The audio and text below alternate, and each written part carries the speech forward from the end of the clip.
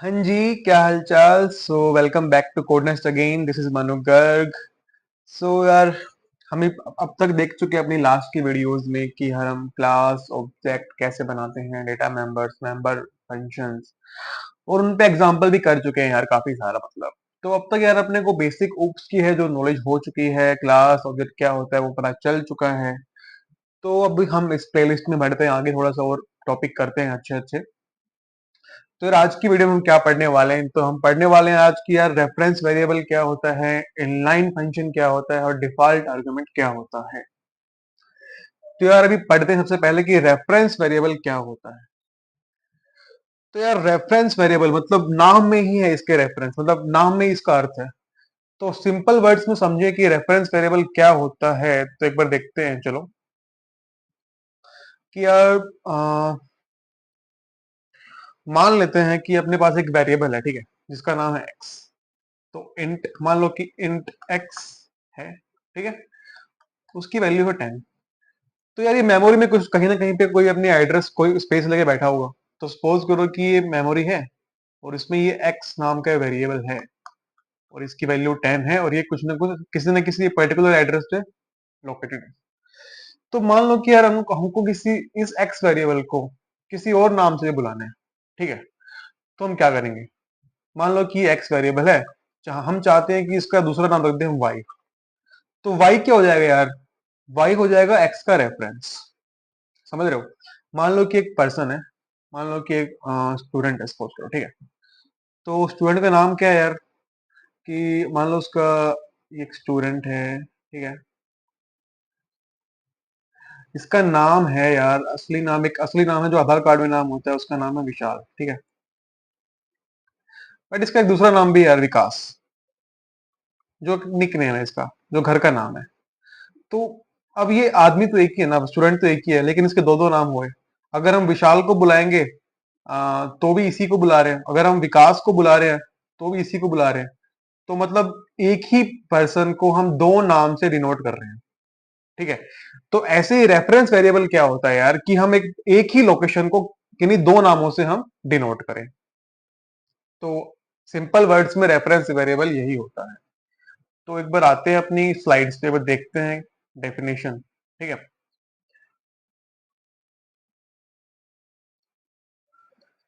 हाँ तो भाई देखो, पहली लाइन क्या लिखी है अपनी, when a variable is declared as a reference it become an alternative name for an existing variable, ठीक है। तो मतलब सपोज करो कि ये y, इंट y, हमारे एग्जांपल में देखते हैं, ठीक है। Int y is equal to 10 है, ठीक है। तो हमको इस y, एक y है, इसकी वैल्यू है 10, ठीक है। अब क्या करना है यार, इस y को हमको किसी दूसरे नाम से रेफरेंस देना है। तो हम चाहते हैं कि इसको r के नाम से रेफरेंस दे दे, ठीक है। तो यार सेम मेमोरी लोकेशन को हम r के नाम से भी रेफरेंस दे सकते हैं। तो इसका देने का तरीका क्या होता है यार, हम कैसे मतलब लिखेंगे कि y r के इक्वल है कि नहीं है। तो इसमें यार हम एक ऑपरेटर का यूज करते हैं, जो कि है एम्परसेंड ऑपरेटर। कैसे होता है कि मान लो कि int y is equal to 10 था। अब हमको यार r is a reference to y करना है। तो क्या करेंगे, इसका सिंटेक्स क्या होगा, लिखने का सिंटेक्स, हम क्या करेंगे कि जिस जो हमको नया नाम देना है उसके सामने हम क्या लगाएंगे, एम्परसेंटेज ऑपरेटर लगाएंगे। और उसको किसके इक्वल रखेंगे, जो कि हमको रेफरेंस वेरिएबल देना है। जैसे कि यहाँ पे हमको अपना एक स्टार्टिंग इनिशियल वेरिएबल क्या था, int y is equal to 10 था। अब हमको इसको नया नाम देना है r। तो नया नाम हो गया r इसका रेफरेंस। और किसको रेफरेंस, किसके लिए रेफरेंस है ये, y के लिए, तो इसको y के इक्वल रख दिया। अब हम प्रिंट क्या कर रहे हैं, r। तो क्या प्रिंट होना चाहिए, जो कि y की वैल्यू है। तो यहाँ पे क्या प्रिंट हो जाएगा, 10 प्रिंट हो जाएगा। समझ में आ रहा है कि नहीं आ रहा है यार। सिंपल वर्ड्स में अगर देखा जाए, एक एग्जांपल ले लेते हैं इसका, ठीक है, आपको समझ में अच्छे से आएगा। देखो, एक प्रोग्राम है, ठीक है। तो यार यहाँ पे क्या है कि इनिशियल एक वेरिएबल है अपने पास x, ठीक है, जिसकी वैल्यू क्या है यहाँ पे 10। ओके। अब एक अपने पास वेरिएबल है जिसका नाम है x और उसकी वैल्यू क्या है 10, और ये कोई मेमोरी लोकेशन है। एक्स वाई जेड कुछ भी है यार, मतलब इसका मेमोरी एड्रेस से कोई मतलब नहीं है, कुछ भी हो सकता है। तो अब हमको क्या करना है कि इस एक्स वेरिएबल को हमको किसी और नाम से भी रेफर करना है। तो उस वेरिएबल का नाम क्या है जिससे हमें रेफर करना है? R E F. ठीक है, तो हम क्या कर देंगे यार, R E F is a reference to X, मतलब अब आर ई एफ को एक एक्स का रेफरेंस बना देंगे। ठीक है, तो ये सिंटेक्स हो गया इसका लिखने का कि भाई R E F is a reference to X. तो अब इस जगह का नाम क्या हो गया यार? आर ई एफ भी हो गया। ठीक है, सेम मेमोरी लोकेशन है, पहले इसका नाम क्या था? एक्स।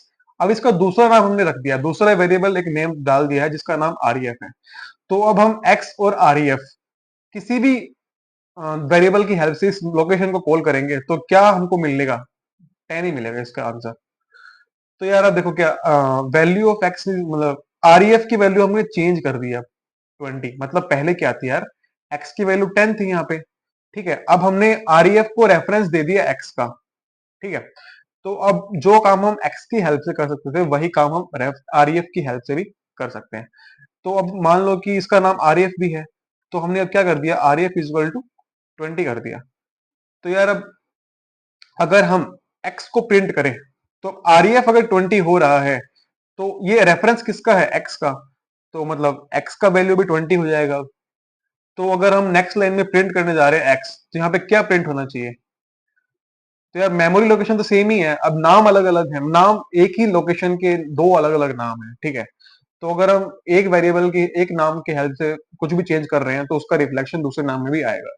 ठीक है, तो अब यहाँ पे हम एक्स की वैल्यू प्रिंट करने जा रहे हैं तो क्या प्रिंट हो जाएगी यहाँ पे?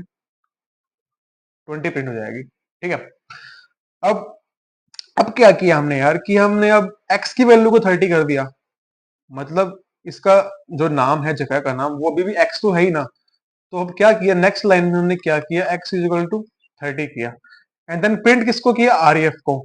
तो अब एक्स 30 हो रहा है तो अब आर ई एफ भी 30 होएगा।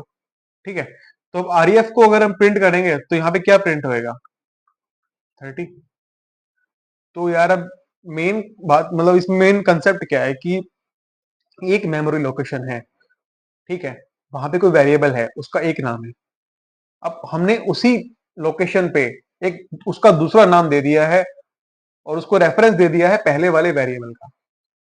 ठीक है, वही बात है ना यार कि मान लो जो एग्जांपल लिया था हमने एक स्टूडेंट का। ठीक है, तो उसका नाम विशाल था। ठीक है, उसका दूसरा नाम विकास भी है। तो मैं अगर विकास को बुला रहा हूं तो भी वही मेरे को रिप्लाई करेगा, अगर कोई विशाल को बुला रहा है तो भी वही रिप्लाई करेगा, क्योंकि दोनों उसके ही नाम है, मतलब एक ही बंदा उसको रिप्लाई करेगा। तो ऐसे ही यहाँ पे रेफरेंस वेरिएबल में होता है यार कि कोई मेमोरी में कोई मान लो वेरिएबल है। ठीक है, अगर हमको कोई दूसरे नाम से उसको रेफरेंस देना हो तो जो काम पहले वाले वेरिएबल के हेल्प से हम कर सकते थे वही काम हम इस वाली वेरिएबल के हेल्प से भी कर सकते हैं। ठीक है, तो देखते हैं यार, स्लाइड पढ़ लेते हैं एक बार। तो यार when a variable is declared as a reference it become an alternative name for an existing variable. मतलब जो वेरिएबल एग्जिस्ट करता है पहले से ही, तो यहाँ पे क्या एग्जिस्ट करता था? 10 करता था। ठीक है, तो अब हमने इसको रेफरेंस दे दिया है R E F, R is reference to X. तो ये एक्स का अल्टरनेटिव बन गया है। ठीक है, और a variable can be declared as a reference by putting this operator in the declaration. मतलब किसी वेरिएबल को किसी का रेफरेंस डिक्लेयर करना है तो हमको उससे पहले एक ये परसेंटेज ऑपरेटर है इसका यूज करना पड़ेगा। ठीक है, और यार अब देखो ये क्या कर रहा है, मतलब सेम मेमोरी लोकेशन दूसरी वेरिएबल की हेल्प से हम एक्सेस कर पा रहे हैं। तो ऐसा ही कुछ फंडा हमने पढ़ा था यार, पॉइंटर्स, मतलब पॉइंटर के बारे में तुमको पता होगा पॉइंटर क्या होता है। तो यार पॉइंटर भी एक वेरिएबल होता है जो किसी दूसरे वेरिएबल का जो मेमोरी एड्रेस है वो स्टोर करता है। तो यहाँ पे कुछ सिमिलरिटी नहीं लग रही आपको कि मतलब दोनों ही यार सेम सेम काम कर रहे हैं, मतलब कुछ कुछ सिमिलर तो है, तो पक्का कुछ ना कुछ डिफरेंस भी होंगे। तो एक बार देखते हैं चलो इनमें डिफरेंस क्या है, मतलब पॉइंटर वेरिएबल में और रेफरेंस वेरिएबल में डिफरेंस क्या होता है। तो यार बात है कि देखो on the surface both reference and pointers are very similar. ठीक है, and both are used to have one variable provide access to another. तो यार दोनों की सेम सेम कैपेबिलिटीज हैं, लेकिन कुछ डिफरेंस भी हैं, तो चलो उनको देखते हैं। तो यार पहला डिफरेंस तो क्या ही है कि यार इनिशियलाइजेशन का है यार। ठीक है, मतलब पॉइंटर को हम कैसे इनिशियलाइज कर सकते हैं और रेफरेंस वेरिएबल को हम कैसे इनिशियलाइज कर सकते हैं। तो देख, एक वेरिएबल यहाँ पे अपने पास ए नाम का वेरिएबल है, ठीक है, जिसकी वैल्यू क्या है 10। अब हमने क्या किया, एक पी नाम का पॉइंटर वेरिएबल लिया और उसको क्या दे दिया, ए का एड्रेस दे दिया। ठीक है, अब पी में क्या स्टोर है, पी में स्टोर है ए का एड्रेस। ठीक है, तो अब हम इसको डिक्लेयर करने के क्या तरीके हैं, मतलब यार हमने देखो यहाँ पे पी और एक पी को डिक्लेयर किया, पी पॉइंटर वेरिएबल है और उसको एड्रेस ए का दे दिया इसी लाइन में। और हम इसको क्या कर सकते हैं कि पी को एक बार हमने पहले डिक्लेयर कर लिया और दूसरी लाइन में ऐसे इसमें इसको एड्रेस दे दिया, तो मतलब हम इस काम को एक लाइन में भी कर सकते हैं और मल्टीपल लाइन में भी कर सकते हैं। लेकिन रेफरेंस वेरिएबल के केस में ऐसा नहीं हो सकता यार। रेफरेंस वेरिएबल की हेल्प में हम क्या करेंगे कि हम एक ही लाइन में करेंगे सब कुछ जो करेंगे। देखिए जैसे जैसे यहाँ पे ए वेरिएबल था, ठीक है, उसकी वैल्यू 10 है।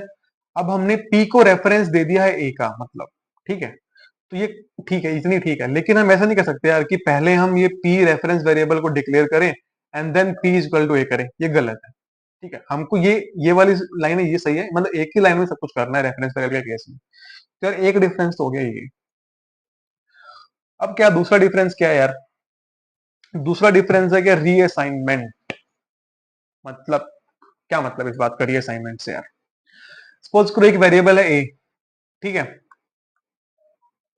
उसकी वैल्यू है यार 5। देन एक दूसरा वेरिएबल है, ठीक है, उसकी वैल्यू क्या है यहाँ पे 6। इसकी मेमोरी लोकेशन अलग है, इसकी मेमोरी लोकेशन अलग है, दोनों अलग अलग लोकेशन पे है। ठीक है, ए अलग लोकेशन पे है, बी अलग लोकेशन पे है। ए की वैल्यू 5 है, बी की वैल्यू 6 है।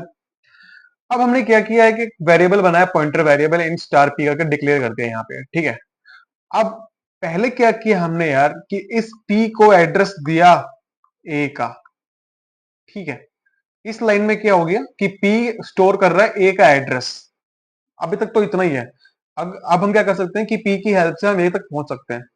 लेकिन हमने क्या किया कि इसी पी, अब एक बार इसने वैल्यू इनिशियली जो भी जिस भी वेरिएबल का जो एड्रेस स्टोर कर लिया है, इसका मतलब ये नहीं है कि यार वो आगे जाके दूसरे वेरिएबल का एड्रेस ओवररिडन नहीं कर सकता।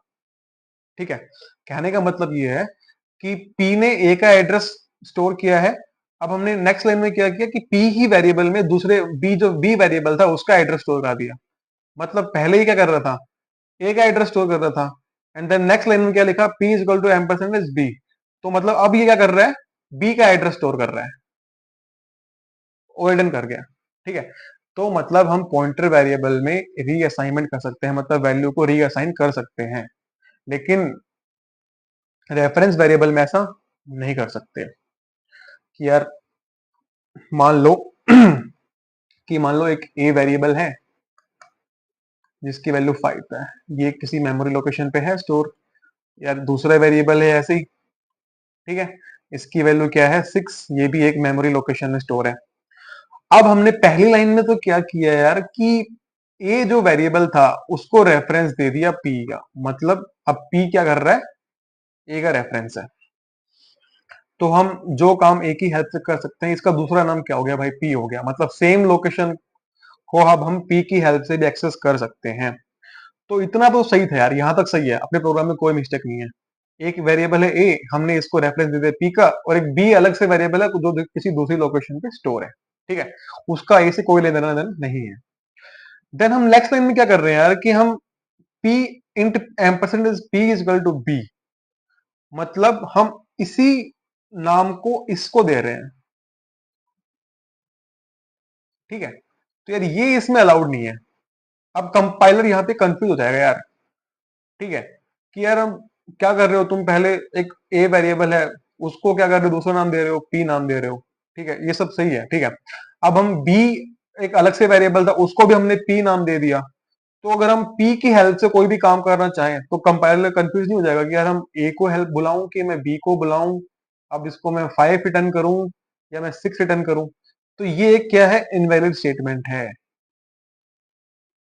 तो एक ये डिफरेंस समझ में आया आपको कि जो पॉइंटर वेरिएबल था उसमें हम पॉइंटर में एक जो एड्रेस की वैल्यू थी उसको रीअसाइन कर पा रहे थे, लेकिन यहाँ पे हम जो रेफरेंस वेरिएबल हमने p बनाया उसमें हम एक बार जिसका रेफरेंस दे दिया तो बस वो फाइनल है भाई, उसके बाद हम फिर वो बस वो बंदा किसी दूसरे के पास नहीं जा सकता।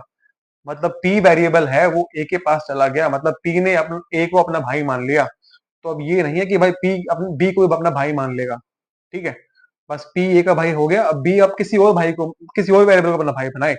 अगर सपोज करो यहाँ पे अगर q होता तो ये ठीक था भाई, हाँ भाई b ने क्या बनाया, अपना q एक भाई बना लिया, दूसरा नाम उसका q हो गया, ठीक है। तो एक और स्टेटमेंट ये देखो, इंट एम परसेंटेज क्या इक्वल टू p, मतलब इससे क्या मतलब है, जैसे मान लो पहले क्या था, एक वेरिएबल था जिसकी वैल्यू 10 थी, ना सॉरी 5 थी। अब हमने क्या किया, एक ए का रेफरेंस क्या बना दिया, p बना दिया। अब हम p का भी एक रेफरेंस बना सकते हैं, मतलब इसको हम क्या, एक का रेफरेंस p बनाया, अगर हम इसी को तीसरा नाम देना चाहें इसी लोकेशन को, तो हम p को भी किसी का रेफरेंस दे सकते हैं, मतलब इसका रेफरेंस वैल्यू क्या हो गया, क्या हो गया। तो ये एक और डिफरेंस था जो कि आपको समझ में आ गया होगा, आई थिंक। तो यार अभी हम एक और डिफरेंस देखते हैं, मेमोरी एड्रेस। तो pointer has N one memory address and size on the stack, मतलब क्या होता है कि जो पॉइंटर वेरिएबल होता है उसका खुद का भी एक अलग से एड्रेस होता है मेमोरी में, उसकी खुद की भी एक स्पेस होती है, लेकिन रेफरेंस वेरिएबल की कोई अलग से स्पेस नहीं होती भाई। मतलब कि यार देखो, एक था ए वेरिएबल, ठीक है, उसका वैल्यू क्या थी, 10। अब हमने एक इसका एड्रेस कुछ भी होगा, इसका एड्रेस स्टोर कराने के लिए क्या बनाया, पॉइंटर वेरिएबल। तो मान लो पी हमने पॉइंटर वेरिएबल बनाया, तो पी का भी कोई ना कोई एड्रेस मेमोरी में होगा। लेकिन रेफरेंस वेरिएबल के केस में क्या होता है कि रेफरेंस या सेम मेमोरी लोकेशन को ही दूसरा नाम मिलता है, मान लो इसको रेफर आरईएफ दिया था ना, तो इस सेम मेमोरी लोकेशन पे ही आरईएफ काम कर रहा है, तो इसकी अलग से कोई मेमोरी नहीं होगी, कोई जगह नहीं होगी मेमोरी में, ठीक है। और एक और डिफरेंस है जैसे कि नल वैल्यू, पॉइंटर को हम क्या कर सकते हैं यार, पॉइंटर को हम नल वैल्यू असाइन कर सकते हैं डायरेक्टली, लेकिन रेफरेंस वेरिएबल को हम नल नहीं कर सकते। मतलब अब हम देखो, रेफरेंस वेरिएबल का मतलब भी क्या होता है कि किसी दूसरे वेरिएबल का एक रेफरेंस, तो उस वेरिएबल का एग्जिस्ट होना जरूरी है ना, तभी तो हम किसी को रेफरेंस दे रहे हैं उसका। तो रेफरेंस वेरिएबल के केस में हम डायरेक्टली उसको नल असाइन नहीं कर सकते। तो यार यही सब कुछ थे, मतलब डिफरेंसेस जो कि आपको समझ में आए होंगे कि यार पॉइंटर वेरिएबल में और रेफरेंस वेरिएबल में क्या होता है। तो अगर अपनी चलते हैं स्लाइड्स की तरफ कि क्या लिखा है इस लाइन में, reference are like constant pointers that are automatically डीरेफरेंस्ड।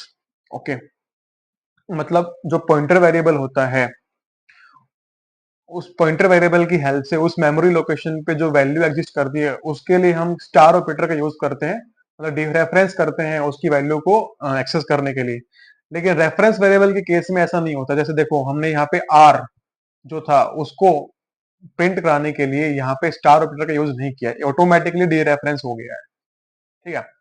और ये क्या होता है कि भाई it is new name given to an existing storage, मतलब एक वाई था, इसका कोई स्टोरेज मतलब स्टोरेज है ये, कोई एड्रेस होगा, तो इसी एड्रेस को ही एक नया नाम दे दिया भाई, मतलब ठीक है, वाई नाम था इसका पहला, अब हमने इसको आर नाम दे दिया, दूसरा इसका नया नाम हो गया आर हो गया। तो when you are accessing the reference, you are actually accessing that storage, मतलब जब हम आर को एक्सेस कर रहे हैं इसका मतलब क्या है, हम वाही को ही एक्सेस कर रहे हैं। तो यार रेफरेंस वेरिएबल क्या होता है आपको समझ में आ गया होगा आई थिंक, नहीं आया तो एक बार दोबारा अच्छे से देखना वीडियो को, ठीक है। तो ये कोई वेरिएबल एग्जांपल है स्वैपिंग, ठीक है, स्वैप करने का, कि क्या है कि एक ए वेरिएबल है जिसकी वैल्यू 45 है, देन बी वेरिएबल है जिसकी 35 वैल्यू है, बिफोर स्वैपिंग मतलब स्वैप करने से पहले हमने इसकी वैल्यू प्रिंट कराई तो क्या प्रिंट हो गया 45 एंड 35। तो देखो बिफोर स्वैप क्या प्रिंट हुआ है 45 एंड 35। अब हमने क्या किया स्वैप फंक्शन को कॉल कर दिया यार, स्वैप फंक्शन में ए और बी को पास कर दिया। अब चलते हैं स्वैप फंक्शन पे। तो स्वैप फंक्शन ने इसको क्या लिया, आर्गुमेंट को लिया। अब इसने कैसे लिया एज ए रेफरेंस वेरिएबल, मतलब अब एक्स क्या हो गया यार, मतलब देखो अभी समझाते हैं आपको। पहले क्या था, ए था, ठीक है, ए की वैल्यू कितनी है 45, ओके। और ऐसे ही क्या था यार, बी था, बी की वैल्यू कितनी है 35। अब हमने ए और बी को पास कर दिया स्वैप फंक्शन में, ठीक है। यहाँ पे देखो, अब इस स्वैप फंक्शन ने इसको लिया, इन दोनों आर्गुमेंट्स को। अब इन्होंने कैसे लिया, एज ए रेफरेंस लिया इनको, एज ए रेफरेंस वेरिएबल। तो अब ए का रेफरेंस क्या हो गया यहाँ पे, एक्स हो गया, एंड बी का रेफरेंस क्या हो गया, वाई हो गया। देखो यहाँ पे ए का रेफरेंस क्या हो गया, एक्स हो गया, बी का रेफरेंस क्या हो गया, वाई हो गया। अब हम देखो एक नया वेरिएबल डिक्लेयर कर रहे हैं जेड, ठीक है। उसमें क्या वैल्यू डाल रहे हैं, एक्स की वैल्यू डाल रहे हैं, मतलब अब हम एक्स को एक्सेस कर रहे हैं, इसका मतलब क्या कर रहे हैं, हम ए को एक्सेस कर रहे हैं। तो यहाँ पे अब जेड में क्या वैल्यू हो जाएगी, जेड की वैल्यू क्या हो जाएगी यार 45 हो जाएगी, ठीक है। अब हम एक्स में क्या डाल रहे हैं, वाई की वैल्यू। अब हम वाई को एक्सेस कर रहे हैं, इसका मतलब क्या, हम बी को एक्सेस कर रहे हैं। तो बी की वैल्यू क्या थी 35, देन एक्स की वैल्यू अब वाई है, तो अब एक्स की वैल्यू क्या हो जाएगी 35। और अब हमने क्या किया, वाई में किसकी वैल्यू स्टोर कर दी, जेड की। अब जेड की वैल्यू क्या थी पहले, जेड की वैल्यू क्या यहाँ पे 45, तो वाई की वैल्यू अब क्या हो जाएगी 45। तो अब एट लास्ट क्या हो गया, एक्स की जगह क्या आ गया 35, वाई की जगह क्या आ गया 45। अब एक्स किसका रेफरेंस है, ए का रेफरेंस है। तो यार हमने क्या कर दिया, यहाँ पे चेंज कर दिए हैं, एक्स की जगह कर दिया है 35, एंड वाई किसका रेफरेंस है, बी का। अब वाई की वैल्यू क्या हो चुकी है 45, तो ये चेंज होगी क्या हो जाएगी 45। तो अब एक्चुअल जो लोकेशन थी ए और बी पे चेंज हो चुकी है, वैल्यू 35 हो चुकी है एंड 45 हो चुकी है बी पे। मतलब ए की वैल्यू 45 से 35 हो चुकी है, एंड देन बी की वैल्यू क्या हो चुकी है 35 से 45। तो अब आफ्टर स्वैप हम प्रिंट करा रहे हैं फिर से ए और बी की वैल्यू, तो क्या प्रिंट होगी यार, रिवर्स प्रिंट हो जाएगी, ए की 35 एंड बी की 45। तो हमने ये swapping two variables using reference variable को देख लिया है, कर लिया है, समझ लिया है। तो बस यही है यार। अब ये देखो स्लाइड्स में कुछ डिफरेंस लिखे हुए जो हमने अभी देख लिए थोड़ी देर पहले, कि ये pointer can be reassigned while reference can't, and pointer can be assigned null directly while reference can't, और pointer can iterate over an array, मतलब हम प्लस प्लस ऑपरेटर का यूज करके हम नेक्स्ट जो मेमोरी लोकेशन पे है उस पे जा सकते हैं पॉइंटर वेरिएबल की हेल्प से। And a pointer is a variable that hold a memory address and reference has the same memory address as the item it reference, मतलब पॉइंटर की यार खुद की एक एड्रेस भी है, और जो वो स्टोर क्या करता है किसी दूसरे वेरिएबल का मेमोरी एड्रेस। लेकिन रेफरेंस वेरिएबल तो भाई जो सेम लोकेशन है उसी को एक्सेस करता है। तो यही है कि यार pointer to a class and struct uses arrow operator to access its member, और रेफरेंस वेरिएबल क्या करता है डॉट ऑपरेटर यूज करता है। और pointer needs to be dereference with star operator access the memory location, वही बात है कि हमको इसको डी रेफरेंस करना पड़ेगा स्टार ऑपरेटर की हेल्प से, जो मेमोरी लोकेशन पे वैल्यू प्रिंट है उसको एक्सेस करने के लिए। लेकिन रेफरेंस वेरिएबल में ऑटोमेटिकली डी रेफरेंस हो जाती है। तो यार यही था रेफरेंस वेरिएबल अपना। आई होप सबको समझ में आ गया होगा, और कुछ इसमें है नहीं समझने के लिए, मतलब सिंपल भाषा में अगर कहूँ तो बस किसी का कोई नाम है, उसका दूसरा नाम रख दिया, तो वो उसका रेफरेंस हो गया बस, ठीक है। ऐसे ही एक मेमोरी लोकेशन है, कोई वेरिएबल है किसी मेमोरी लोकेशन पे प्रेजेंट है वो, अब मान लो उसका ए नाम है, सपोज करो हमने उसका रेफरेंस किसी और वेरिएबल को देना है, तो बी मान लो उसका बी नाम देना है, तो बी क्या हो गया ए का रेफरेंस हो गया। बस यही है रेफरेंस वेरिएबल।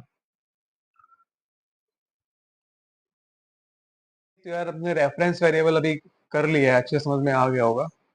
तो अभी बात करते हैं इनलाइन फंक्शन की। भाई इनलाइन फंक्शन क्या होता है यार, देखो अगर सिंपल सी लैंग्वेज में अगर बात करें, सिंपल वर्ड्स में इनलाइन फंक्शन क्या होता है।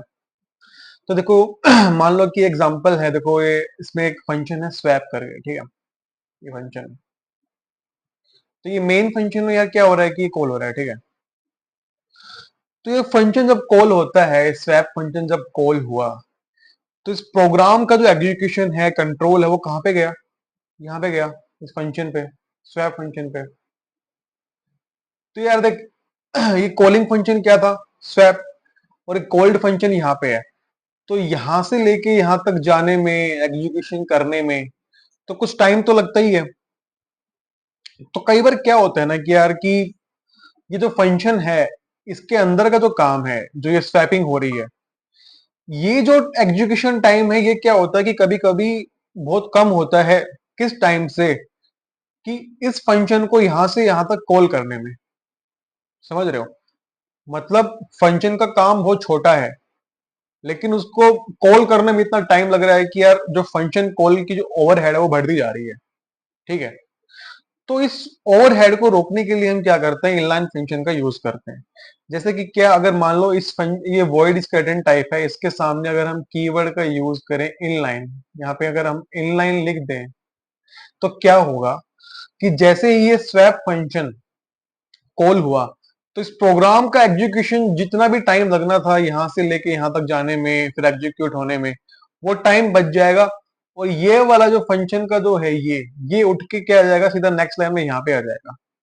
तो जो कॉलिंग टाइम है फंक्शन, कॉल्ड फंक्शन से कॉलिंग फंक्शन पे, वो जो टाइम कम करने के लिए हम क्या करते हैं? इनलाइन फंक्शन का यार सिंपल सा बस यूज करते हैं। और इससे ज्यादा इसका कोई यूज नहीं है। तो आई होप यार समझ में आ गया होगा कि इनलाइन फंक्शन का क्यों यूज होता है, हम क्यों करते हैं इसको यूज। तो बस यही चीज है। मतलब for function that are large और perform complex task, the overhead of the function call is usually insignificant compared to amount of time the function takes to run. ठीक है। और however for small commonly used function, the time needed to make the function call is often a lot more than the time needed to actually execute the function code। मतलब यार कि जो function का code है उसको execute करने में कम time लगता है एज कंपेयर टू उस फंक्शन को कॉल करने में। तो इसीलिए हम इस जो ओवरहेड को, जो छोटे फंक्शन की जो छोटे फंक्शंस के लिए जो बार बार उनको कॉल करने की जो ओवरहेड है, उसको कम करने के लिए, एग्जीक्यूशन टाइम को कम करने के लिए हम क्या करते हैं? इनलाइन फंक्शन का यूज कर लेते हैं बस। यही है यार। तो अपनी स्लाइड्स में जो भी लिखा हुआ है आप स्क्रीनशॉट ले सकते हैं यार, एज एन नोट्स। और मैं चाहता हूँ कि यार मतलब मैं जो भी एक्सप्लेन करूँ आप अपनी लैंग्वेज में उनके नोट्स बनाएं, ताकि रिवीजन करते समय आपको बार बार वीडियोस देखने की जरूरत ना पड़े। स्मॉल नोट्स बनाएंगे तो आपके लिए फायदेमंद रहेगा। तो ये क्या होता है कि इनलाइन फंक्शन एक्चुअली कमांड नहीं होती है यार, रिक्वेस्ट होती है। कंपाइलर इसको कभी कभी इग्नोर भी कर सकता है, कुछ कुछ सर्कमस्टेंस दे रखे हैं इसमें कि कब कब वो इग्नोर करेगा, कब नहीं करेगा। और मेनली क्या होता है कि यार एक इनलाइन फंक्शन प्रोवाइड क्यों किया जाता है? To reduce the function call overhead. वही बात है भाई। एंड बस यही बात है। और अब बात करते हैं अपने नेक्स्ट टॉपिक की। और ये इसका क्या है, सिंटेक्स देखो, बस कुछ नहीं यार। सिंटेक्स में कुछ नहीं करना है, बस अपना जैसे फंक्शन होता है नॉर्मल, उसके सामने क्या कर देना है? इनलाइन कीवर्ड का यूज कर देना है बस। ठीक है। और ये कुछ इसके एडवांटेज हैं एंड कुछ डिसएडवांटेज भी हैं। ठीक है। चलो अभी बात करते हैं यार कि डिफॉल्ट आर्ग्यूमेंट्स की। क्या होता है भाई डिफॉल्ट आर्ग्यूमेंट? ठीक है। देखो नाम में ही है यार डिफॉल्ट। मतलब अगर कुछ नहीं है तो कुछ तो है। ठीक है। अगर हमने कुछ नहीं दिया तो उसका कुछ ना कुछ डिफॉल्ट वैल्यू तो होना ही है। और आर्ग्यूमेंट है इसलिए आर्ग्यूमेंट की है। मतलब कोई आर्ग्यूमेंट है, उसकी अगर हमने कोई वैल्यू नहीं पास की है फंक्शन में, तो इसकी कुछ ना कुछ डिफॉल्ट वैल्यू तो होगी। अब वो कैसे होगी, क्यों होगी, तो इसको समझते हैं एग्जांपल से। सपोज करो कि यार हमने एक पिज्जा ऑर्डर किया। ठीक है। तो यार पिज्जा ऑर्डर किया तो हमने बोल दिया यार पिज्जा वाले को कि हमको एक वेज पिज्जा चाहिए। ठीक है। तो वेज पिज्जा में भी बहुत सारी वैरायटी आती हैं। अगर मान लो कि हमने स्पेसिफिकली मेंशन किया कि हमको वेज पिज्जा में भी यार ऑनियन पिज्जा चाहिए, कैप्सिकम पिज्जा चाहिए, टोमेटो पिज्जा चाहिए, तो वो अपने को वही पिज्जा लाके दे देगा। अगर हमने कुछ भी मेंशन नहीं किया, कुछ भी पास नहीं किया कि हमको यार कौन सा पिज्जा चाहिए, तो पिज्जा जो शॉप ओनर है उसका कुछ स्टैंडर्ड चॉइसेस होंगी, तो उसके अकॉर्डिंग जो भी उनका जो स्टैंडर्ड चॉइस होगा, वो उनमें से कोई भी डिफॉल्ट पिज्जा जो सेट कर रखा होगा वो आपको लाके दे देंगे। वेज पिज्जा में कुछ भी आ सकता है वो। तो ऐसे ही होता है डिफॉल्ट आर्ग्यूमेंट। क्या होता है डिफॉल्ट आर्ग्यूमेंट, देखते हैं चलो। तो यार default argument is a value provided in a function declaration that is automatically assigned by a compiler if the calling function does not provide a value for the argument. In case any value is passed, then the default value is overridden. तो देखिए एक example है हमारे पास, उससे समझते हैं इस definition को भी। कि यार देखो एग्जांपल है कि इसमें हम एक फंक्शन है सम, जो क्या कर रहा है कि चार वेरिएबल हैं उनका सम रिटर्न कर दे रहा है बस सिंपली। तो मेन फंक्शन में चलते हैं एक बार। तो मेन फंक्शन में स्टेटमेंट वन क्या है, हमने क्या किया है कि प्रिंट कराया है सम के जो सम है उसके जो फंक्शन का जो सम रिटर्न हो रहा है उसको प्रिंट कराया है। तो यहाँ पे हमने क्या किया, सम फंक्शन को कॉल किया है। ठीक है, इस लाइन में देखिए, इस लाइन में हमने सम फंक्शन को कॉल किया है। और ये क्या, ये फंक्शन क्या कर रहा है, चार जो वेरिएबल है उसका सम रिटर्न कर रहा है। लेकिन अब हमने क्या किया कि यहाँ पे हमने क्या किया कि दो ही जो आर्ग्यूमेंट है उन्हीं की वैल्यू को हमने पास किया है, बाकी दो को तो हमने पास ही नहीं किया है। तो अब हमने इनको दोनों जो बाकी दो आर्ग्यूमेंट है, मतलब एक्स, एक आर्ग्यूमेंट क्या है, एक्स है, एक वेरिएबल क्या है, वाई है, एक है जेड है, एक है डब्ल्यू। तो इस वाले स्टेटमेंट में, स्टेटमेंट वन में हमने जो पहली बार फंक्शन को कॉल किया तो हमने उसमें एक्स की वैल्यू पास कर दी, वाई की वैल्यू पास कर दी, लेकिन जेड और डब्ल्यू की वैल्यू है वो पास नहीं की है। तो यार ये पास नहीं की है, तो यहाँ पे फंक्शन का जो डिक्लेरेशन वाला पार्ट है, तो एक्स है, एक्स को हमने पास किया है तो यहाँ पे क्या आ जाएगा, एक्स की जगह 10 आ जाएगा। तो वाई को हमने पास किया है तो यहाँ पे क्या आ जाएगा, 15 आ जाएगा। लेकिन जेड और डब्ल्यू को पास नहीं किया है तो इनको डिफॉल्ट वैल्यू जो सेट हो जाएगी वो क्या हो जाएगी, जीरो। तो यही होते हैं डिफॉल्ट आर्ग्यूमेंट, कि भाई अगर हम कोल्ड फंक्शन में वैल्यू प्रोवाइड नहीं करते हैं आर्ग्यूमेंट के लिए, तो ऑटोमेटिकली असाइन हो जाएगी कंपाइलर से वैल्यू। तो ऑटोमेटिकली क्या हो रही है, जेड और डब्ल्यू की value assign, zero value assign हो जाएगी। तो ये यही होता है डिफॉल्ट आर्ग्यूमेंट, मतलब assigning default value to Z and W as zero. तो स्टेटमेंट वन में क्या हो जाएगा, रिटर्न करके क्या आ जाएगा यहाँ पे, 10 + 15 + 0 + 0, मतलब 25 यहाँ पे प्रिंट हो जाएगा। ठीक है। अब स्टेटमेंट टू में क्या किया हमने, स्टेटमेंट टू में यार हमने फंक्शन को कॉल किया फिर से सम को, और एक्स की वैल्यू को पास किया 10, जेड की वैल्यू को पास किया 15, सॉरी वाई की वैल्यू को 15, एंड देन जेड की वैल्यू को क्या पास किया हमने, 25। लेकिन अब की बार डब्ल्यू को पास नहीं किया, तो डब्ल्यू की वैल्यू क्या ले लेगा अब की बार, फिर से जीरो ले लेगा, क्योंकि इसके डब्ल्यू की डिफॉल्ट वैल्यू क्या है, जीरो सेट है। तो ऐसे ही हमने स्टेटमेंट नंबर थर्ड में क्या किया,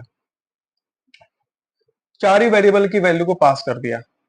तो एक्स की वैल्यू 10 हो जाएगी, वाई की वैल्यू 15 हो जाएगी, और अब की बार हमने जेड और डब्ल्यू दोनों को पास किया है 25 एंड 30। तो ये 25 और 13 क्या हो जाएगा, यहाँ पे जीरो पे ओवरटेन कर जाएगा।